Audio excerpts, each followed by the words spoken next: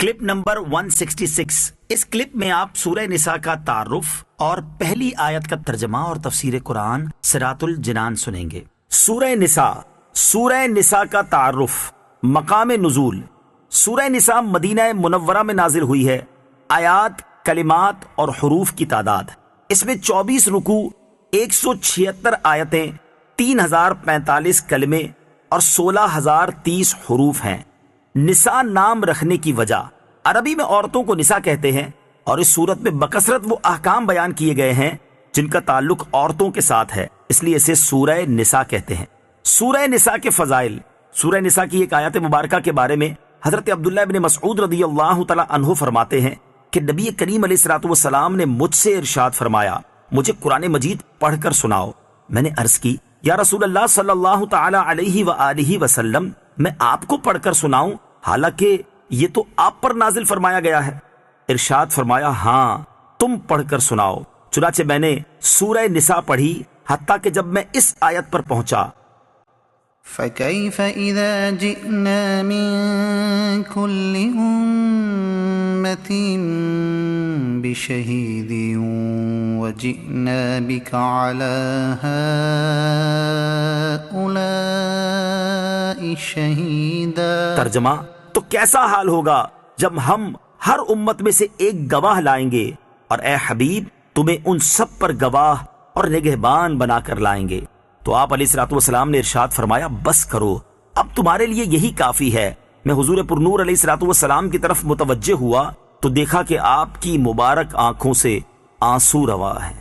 Number 2، حضرت عمر فاروق رضی اللہ تعالی عنہ فرماتے ہیں، سورہ بقرہ، سورہ نساء، سورہ مائدہ، سورہ حج اور سورہ نور سیکھو کیونکہ ان سورتوں میں فرض علوم بیان کیے گئے ہیں۔ نمبر 3، حضرت عبداللہ ابن عباس رضی اللہ تعالی عنہما فرماتے ہیں کہ جس نے سورہ نساء پڑھی تو وہ جان لے گا کہ وراثت میں کون کس سے محروم ہوتا ہے اور کون کس سے محروم نہیں ہوتا۔ نمبر 4، حضرت عمر فاروق رضی اللہ تعالی عنہ فرماتے ہیں، جس نے سورہ بقرہ، سورہ آل عمران اور سورہ نساء پڑھی تو وہ اللہ تعالیٰ کی بارگاہ میں حکمت والے لوگوں میں سے لکھا جائے گا۔ سورہ نساء کے مضامین۔ اس سورت کا مرکزی مضمون یہ ہے کہ اس میں یتیم بچوں اور عورتوں کے حقوق اور ان سے متعلق احکام بیان کیے گئے ہیں، جیسے یتیم بچوں کے مال کو اپنے مال میں ملا کر کھا جانے کو بڑا گناہ قرار دیا گیا، ناسمجھ یتیم بچوں کا مال ان کے حوالے کرنے سے منع کیا گیا، اور جب وہ شادی کے قابل اور سمجھدار ہو جائیں تو ان کا مال ان کے سپرد کر دینے کا حکم دیا گیا۔ یتیموں کے مال ناحق کھا جانے پر وعید بیان کی گئی۔ اسی طرح عورتوں کا مہر انہیں دینے کا حکم دیا گیا اور مہر سے متعلق چند اور مسائل بیان کیے گئے۔ میراث کے مال میں عورتوں کے باقاعدہ حصے مقرر کیے گئے۔ ان عورتوں کا ذکر کیا گیا جن سے نسب، رضاعت اور مساہرت کی وجہ سے ہمیشہ کے لیے نکاح حرام ہے، اور جن عورتوں سے کسی سبب کی وجہ سے عارضی طور پر نکاح حرام ہے۔ ایک سے زیادہ عورتوں کے ساتھ شادی کرنے کے احکام بیان کیے گئے اور نافرمان عورت کی اصلاح کا طریقہ ذکر کیا گیا۔ اس کے علاوہ سورہ نساء میں یہ مضامین بیان ہوئے ہیں۔ نمبر 1، والدین، رشتہ داروں، یتیموں، مسکینوں، قریبی اور دور کے پڑوسیوں، مسافروں اور لونڈی غلاموں کے ساتھ حسن سلوک اور بھلائی کرنے کا حکم دیا گیا۔ نمبر 2، میراث کے احکام تفصیل کے ساتھ بیان کیے گئے۔ نمبر 3، کن لوگوں کی توبہ مقبول ہے اور کن کی توبہ مقبول نہیں کی جائے گی۔ نمبر 4، شوہر بیوی کے ایک دوسرے پر حقوق اور ازدواجی زندگی کے رہنما اصول بیان کیے گئے ہیں۔ نمبر 5، مال اور خون میں مسلمانوں کے اجتماعی معاملات کے احکام بیان کیے گئے۔ نمبر 6، کبیرہ گناہوں سے بچنے کی فضیلت بیان کی گئی، حسد سے بچنے کا حکم دیا گیا، نیز تکبر، بخل اور ریاکاری کی مذمت بھی بیان کی گئی۔ نمبر 7، جہاد کے بارے میں احکامات بیان کیے گئے۔ نمبر 8، قاتل کے بارے میں احکام، ہجرت کے بارے میں احکام اور نماز خوف کا طریقہ بیان کیا گیا ہے۔ نمبر 9، نیک اعمال کرنے اور گناہوں سے توبہ کرنے کی تلقین کی گئی ہے۔ نمبر 10، اخلاقی اور ملکی معاملات کے اصول اور جنگ کے بعض احکام بیان کیے گئے ہیں۔ نمبر 11، منافقوں، عیسائیوں اور بطور خاص یہودیوں کے خطرات سے مسلمانوں کو آگاہ کیا گیا ہے۔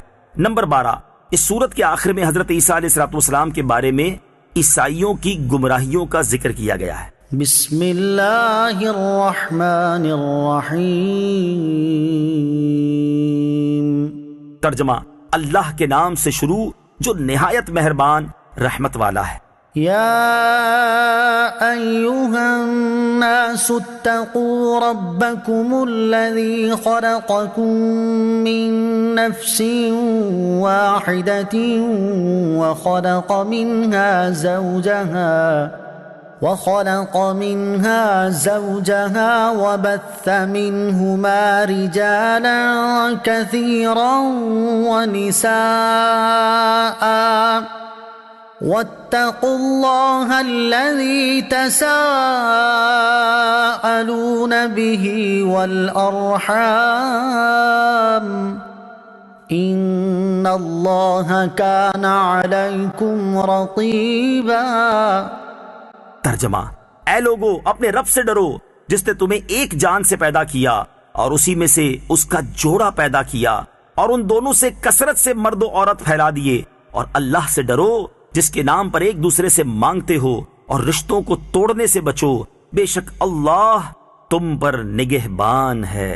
یا ایہا الناس، اے لوگو۔ اس آیت مبارکہ میں تمام بنی آدم کو خطاب کیا گیا ہے اور سب کو تقوی کا حکم دیا ہے۔ کافروں کے لیے تقوی یہ ہے کہ وہ ایمان لائیں اور اعمال صالحہ کریں، اور مسلمانوں کے لیے تقوی یہ ہے کہ ایمان پر ثابت قدم رہیں اور اعمال صالحہ بجا لائیں۔ ہر ایک کو اس کے مطابق تقوی کا حکم ہوگا۔ اس کے بعد یہاں چند چیزیں بیان فرمائیں۔ نمبر 1، اللہ تعالیٰ نے تمام انسانوں کو ایک جان یعنی حضرت آدم علیہ السلام سے پیدا کیا۔ نمبر 2، حضرت آدم علیہ السلام کے وجود سے ان کا جوڑا یعنی حضرت حوا رضی اللہ تعالی عنہا کو پیدا کیا۔ نمبر 3، انہی دونوں حضرات سے زمین میں نسل در نسل کثرت سے مرد و عورت کا سلسلہ جاری ہوا۔ نمبر 4، چونکہ نسل انسانی کے پھیلنے سے باہم ظلم اور حق تلفی کا سلسلہ بھی شروع ہوا، لہذا خوف خدا کا حکم دیا گیا تاکہ ظلم سے بچیں، اور چونکہ ظلم کی ایک صورت اور بدتر صورت رشتہ داروں سے قطع تعلقی ہے، لہذا اس سے بچنے کا حکم دیا۔